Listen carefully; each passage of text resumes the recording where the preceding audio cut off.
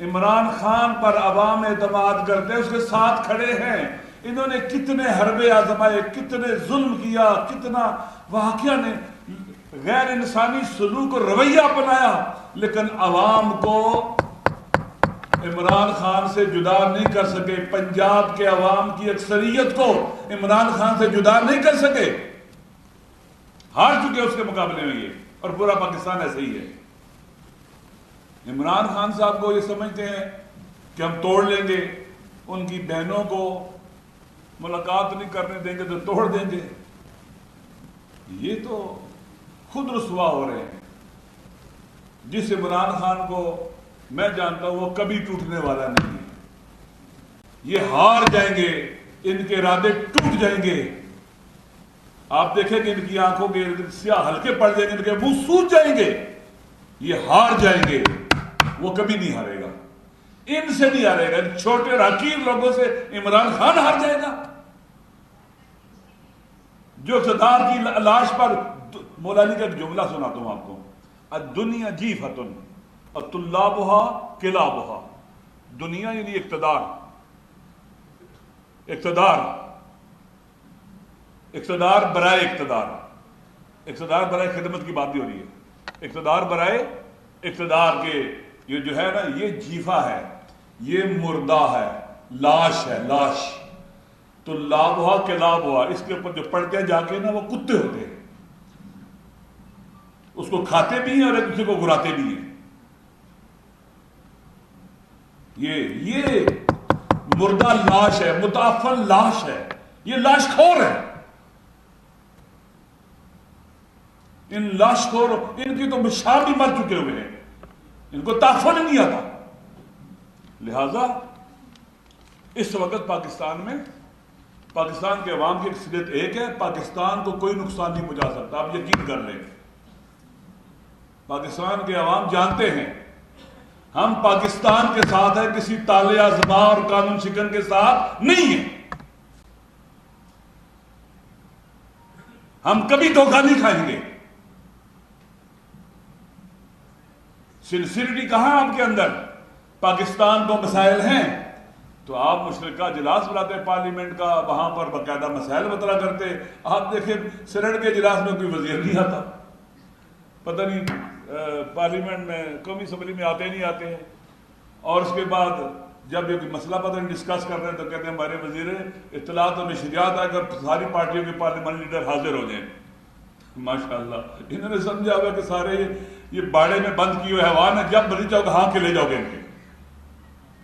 الحمدللہ ہمارے اپوزیشن کی اکثریت پہچانتی ہے صورتحال کو، جانتی ہے کیا ہو رہا ہے، اور اس لیے ضروری ہے کہ اس وقت پاکستان کے اندر آئین کی حکمرانی کی جدوجہد کی جائے، قانونیت کے خلاف اٹھا جائے، پاکستان کو سٹیبل کیا جائے، پاکستان کے عوام کے منتخب نمائندے ہی اقتدار میں آئیں جو اپنے خدا کو جواب دہ ہوں اور اپنے عوام کو جواب دہ ہوں، اچھے لوگ، اچھے انسان اوپر آئیں، لوٹنے والے ڈاکو اور لٹیرے اوپر نہ آئیں، اقتدار کو خدمت کے لیے چاہنے والے آئیں، نہ اقتدار میں اقتدار کے لیے آگے آئیں پھر ہر اصول کے اوپر کمپرومائز کرنے لگیں۔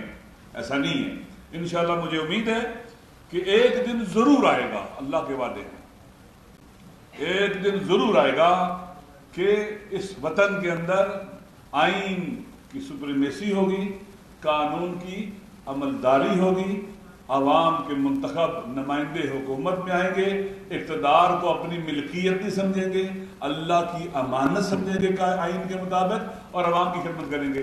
آخر میں ایک بات، بس اس وقت آپ جانتے ہیں کہ یمن پر امریکہ اٹیک کر رہا ہے، برطانیہ اٹیک کر رہے ہیں، اور ان کے الائز اٹیک کر رہے ہیں۔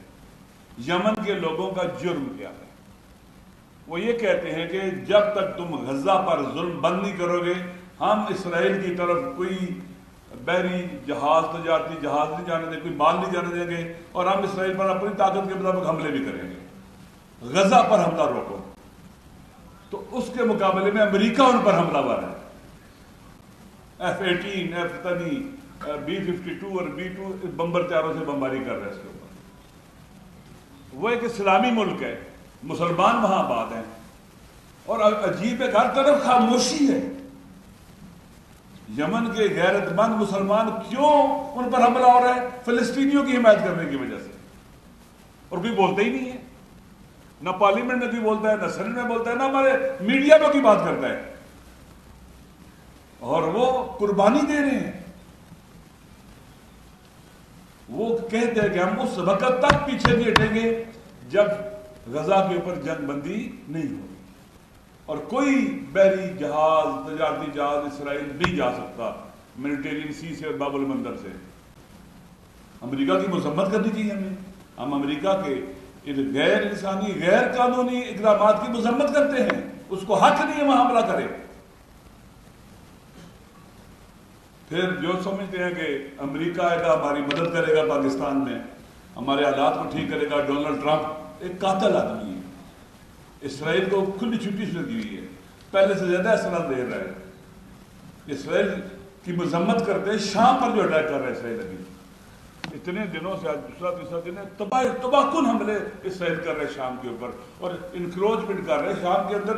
شام کے تقریباً دمشق شہر کے قریب آ چکا ہے ہم قبضہ کرتے کرتے. ابھی جو اس نے طے کی ہے بمباری کی ہے پریزیڈنٹ ہاؤس کے 2 کلومیٹر کے واسطے پر بم مارے ہیں اسرائیل نے. لہذا ہم سب کو مذمت کرنی چاہیے. اور اسی طرح سے انڈیا، مودی، پتہ نہیں ہے مجھے پہلے فالس فلیگ آپریشن کے بارے میں نا، میں نے اسے ڈکشنری میں دیکھا، کوشش کی کہ تاریخ پڑھوں سی کب شروع ہوا یہ فالس فلیگ آپریشن. دیکھیں پاکستان میں کہتے ہیں 9 مئی کو فالس فلیگ ہے، یہاں والے کہتے ہیں جناب والا کہ پہلگام میں فالس فلیگ ہے. ان فالس فلیگوں نے انسانوں سے سکون چھین رکھا ہے. واقعاً ایک انتہائی دھوکہ فریب ہے، اور اپنے مکروہ عزائم کو حاصل کرنے کے لیے اس طرح کے الفاظ استعمال کیے جاتے ہیں. اس کا مطلب یہ تھا کہ پتہ نہیں، یعنی کیا کسی نے ہے اور نام کسی کا لگایا جا رہا ہے. میں یہ سمجھا ہوں فالس فلیگ آپریشن یعنی کیا کسی نے ہے، نام کسی کا لگایا جا رہا ہے. 9 مئی کو بھی فالس فلیگ آپریشن